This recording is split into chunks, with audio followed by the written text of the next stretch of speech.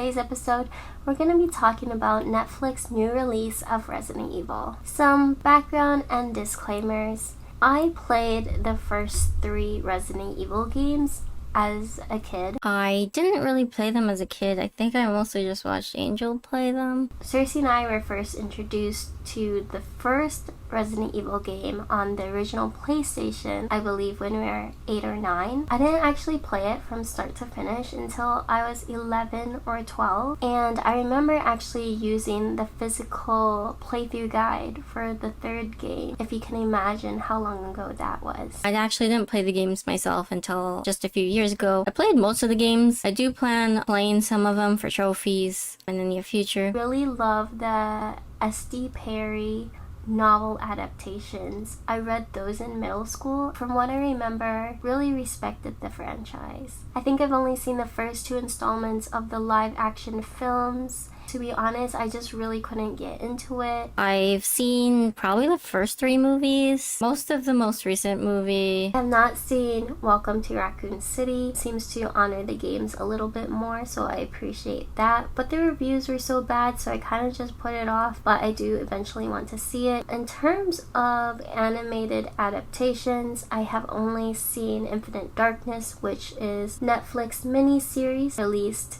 last year. I appreciated the effort, but to be honest, I didn't love it. I didn't see Infinite Darkness.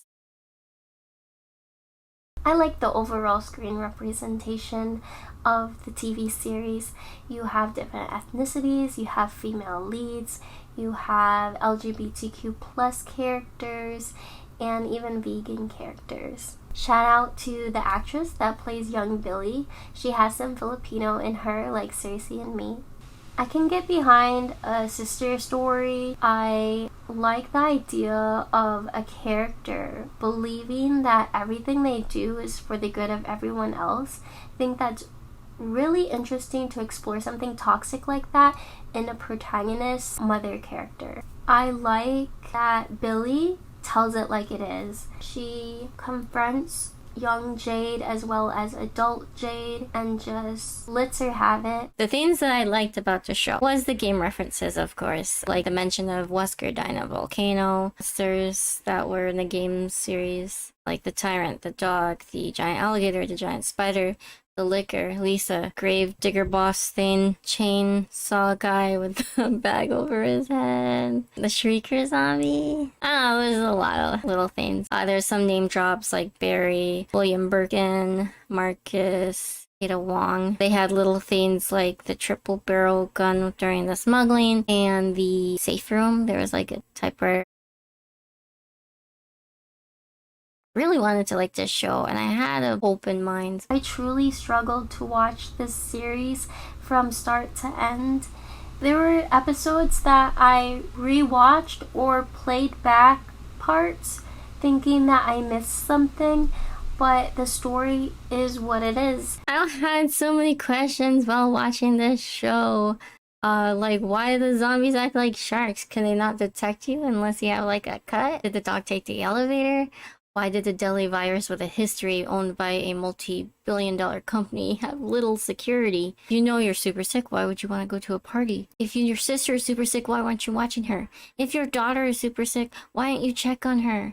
Why did you text instead of call? How many concussions did Jade have in the first few episodes? Why did you have to read the notebook in front of the zombie who wants to kill you? Were you gonna put it back in his pocket? Why did you say no one could replace your job but you're a clone? Why did the guy have to go after the spider? Why did the drones take out the zombie so effectively? Why couldn't that be a world solution to the zombie outbreak? You know, the list goes on, and yeah, it was just hard to watch. First, I really liked the main character. I liked her hair. I thought she was cool. But then with the teen drama and the angst, she's just so unnecessarily dramatic. I just didn't like her. I think she's the most unlikable character in the whole Resident Evil series. Just was so stressful to watch that she just kept making all these decisions. Everything kept going wrong because of her decisions. I can't get over how unlikable Jade is, and I feel like Billy became evil just so that there could be some redeemability within Jade, but it just doesn't work for me. I also thought Billy reminded me of Billie Eilish. There are two storylines in this show, and it kind of felt like two different shows. I do appreciate when movies and television shows try to have a distinct style, and I could see that this show was trying to do that, but it just came off as tonally conflicted. They have some talented individuals and cast, but the directing just makes the performances feel so theatrical, cartoony. The emotional pace just never hit for me. The characters just don't feel like real people. The cause and effect behind their decision making just never seems to compute for me either. There was a lot of name dropping and puzzles that are similar to the style of the games, as well as Moonlight Sonata.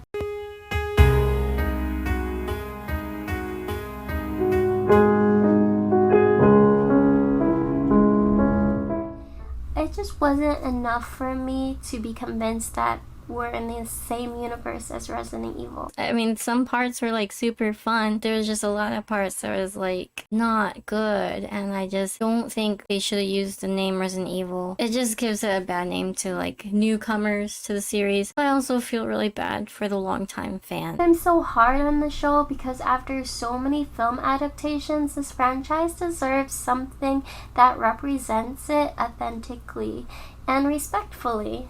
So we're hosting watch parties every Sunday as of now. We'll watch horror movies with you guys live on YouTube around 11 o'clock Eastern Standard Time. For updates, just follow Cersei on social media. If you've seen this series, let me know your thoughts down below. Thanks guys.